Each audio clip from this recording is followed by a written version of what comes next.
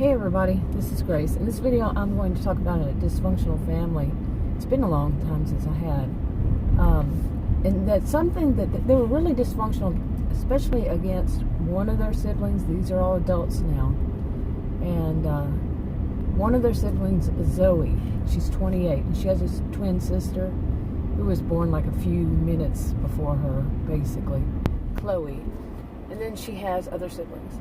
And since when Chloe was young, she basically started picking on her, her twin, and it became over time just a habit of the whole family to do so. The siblings, different ones, might just kind of go along with it,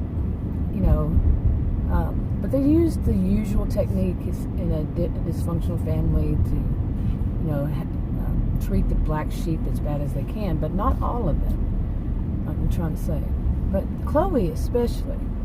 Now I know that some people, they want to term it in a different way, that it's a narcissistic family, and then they can say, like many do, but not all, that there's no way it's ever, any of them who are like that are ever going to change. Now this is, I'm not, I kind of agree with that, but this is dysfunctional family, and some things may help to change it. Let me try to say this. Again, not all people who, can have bad behaviors are narcissists.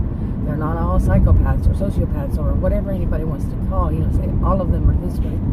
Not always. And there's a spectrum of those, as it is, on the spectrum. But anyway, in this one, like I was saying, Zoe is the black sheep, and she's the one that gets it a lot.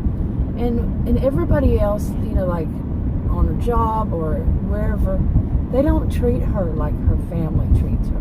They treat her like an adult, with respect. Respect doesn't have to be earned. To me, that's somebody say that respect has to be earned is very narcissistic to me. Anyway, it should be given, and if somebody does something wrong, then you think, okay, let's back up that off. But anyway, something does happen to them, and it does start to change things. And one of them is that Chloe, her twin sister, I did a video about it under Lisa's videos, that she basically, Zoe had started to work as a manager for a woman named Lisa, who has a yarn, basically that sells yarn and anything like for crochet yarn and all that. And she went to work there as a manager, and it got her out of the town that she had been living in, because she was living in she then moved to become manager. She lived in the apartment that was above it, the store. And before then, she had gone to see her sister Chloe at where Chloe worked as a bartender at bar and grill place. And she noticed that Chloe had another new boyfriend. He was an older guy, around 40, 42, somewhere around there. And that his name was Nick. Well, the woman that Zoe went to work for, Lisa, she had an ex-boyfriend named Nick. But there, Nick was a common name. And kind of sticking out there. Yeah, and a rather common name, so she said, no way, could it be, and all that. Well, now she didn't, she just mentioned it, and Chloe was more like, kind of throwing it off, okay, like it was nothing along that line. Now, where was I?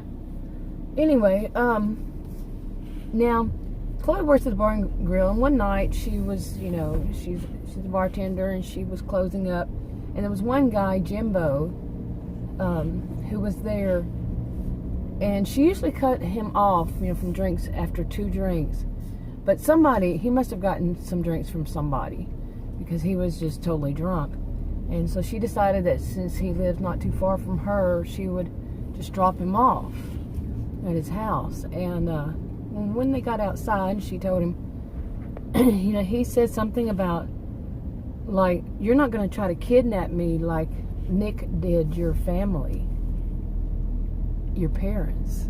And she just froze and called him a cab. She froze, but she still called him a cab. And because the thing about it is, her parents left years before then, when she and Zoe were still young in school, and their older sister, she was old enough to take care of all the oldest in the family was one that had to take care of the rest of the family. And the parents just left and said that they'd had enough, that kind of thing, enough of it, and they're on their own. And there they didn't want to go into any kind of system, and they did have an older sibling that was old enough to do it. So that's how they lived. Their parents, they just took it as what the parents said, that they just left. So now when Jimbo said this about Nick, she was like, what? Of course Jimbo was drunk, and she just didn't understand. She didn't ask either, because it was kind of, overall, it was frightening. Now, she had been one to watch a lot of the TV, those kind of TV shows where, those kinds of TV shows. And she knew what to do, how they should, people should respond if something weird happens like that. Some would think that maybe she's a little bit paranoid because Jimbo probably was just drunk. It's a good chance. And, but instead she went to her home and she left her cell phone there in her place. And she left and went to her sister's, Zoe's house, an apartment above the yarn store. And she went directly there to tell her what was going on, what had happened, what was said. Okay. Now, she got there and they stayed up all night with Chloe. They were very scared and frightened, and with her telling Chloe telling Zoe all about what was said, and they were going over and over what should they do. And they slept a little bit, and then they got up and they started talking about it again. Well, they didn't know that the owner of the store, that would be Lisa, had come to work early, and she overheard them talking about this. Okay. And she was quite disturbed because, this is her, her place. And they'd already gone downstairs, and anyway, she overheard some of it, and it was pretty disturbing. And what should they do? And she also heard Nick's name.